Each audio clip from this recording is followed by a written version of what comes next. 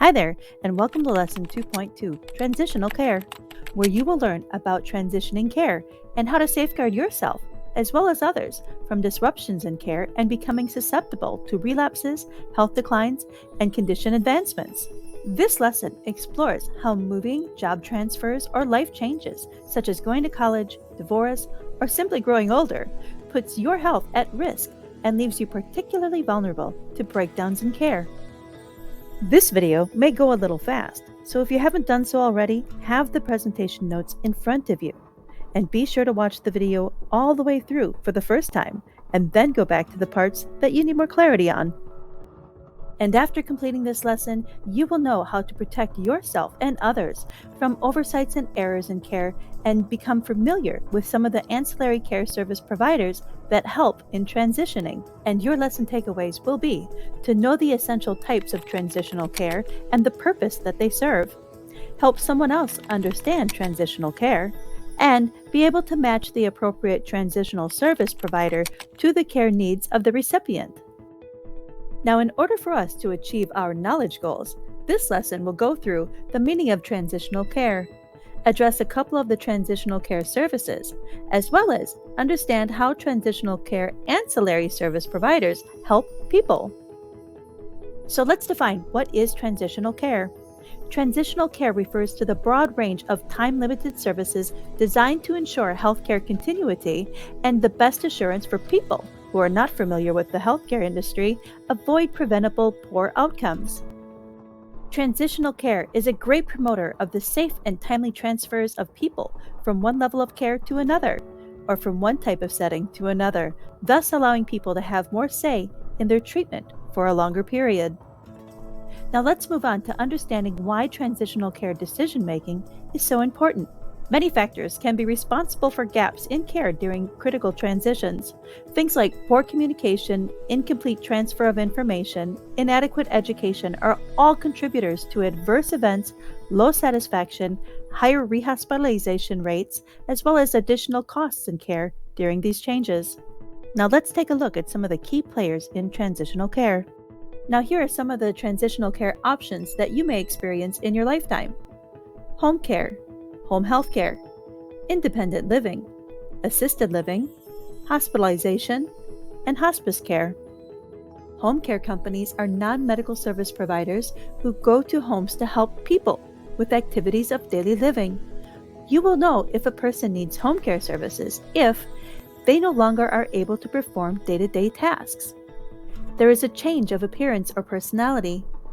They experience more memory problems and are more accident-prone. Home healthcare is when a licensed healthcare professional comes to your home to perform skilled concierge medical services. You may need a home healthcare provider when you are dealing with illness or injury, recovering from surgery, or need help managing a complex chronic condition. Whereas independent living centers help people with disabilities achieve greater independence in the home and the community. Independent living services help communities improve resources and access to care, help people gain a better understanding of their disability, live and accomplish daily tasks more independently, as well as increase access to the community and participation in society. Assisted living communities are places that provide specialized health and personal care assistance in a home-like setting. Assisted living centers help people maintain social activities who need round-the-clock supervision. They also have programs like memory care or senior care, as well as help people lead a more fulfilling lifestyle. Hospitalizations occur when a serious or life-threatening problem needs the highest level of treatment that cannot be adequately treated in another setting. Now, there's a plethora of reasons why people end up in the hospital, but I'm just going to give you the 4 top contributors. Number 1, heart disease, blood poisoning by bacteria, circulatory disorders, or infections. And for the last transitional service we will visit today is hospice care. Hospice care is a special kind of care service that focuses on the quality of life for people who are at the end stage of life. Some reasons why people and families would seek hospice care is because they have a life-limiting disease and need help. They have an untreatable illness, injury, or condition, or there is a severe decline in cognitive and physical activities.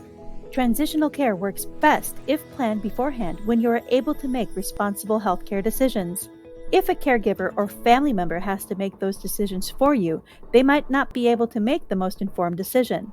Research shows that if a person waits too long to make those decisions about the preferred setting for care, they will face more rapid declines in their health and well being.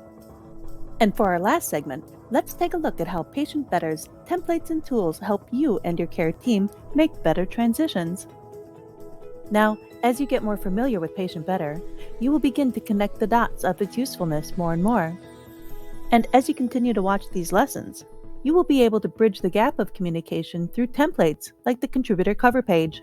Have an adequate tool to transfer your information from one place to the next, as well as give yourself the knowledge that will help you or the one that you care for obtain the best possible outcomes. You will learn how to write in your medical journal in Lesson 5.1. But for today, I wanted to share with you how your medical journal is your biggest key player in communication. All participants, including informal caregivers, representatives, and workers who are on the care team, can write in the medical journal after they sign the contributor cover page. And that concludes our lesson for today in transitional care and how you can ensure that you receive the same quality medical support in different environments. Join me in Lesson 2.3, Prescription Medication, and learn how documenting your actual intake can help you become a more active player on your care team.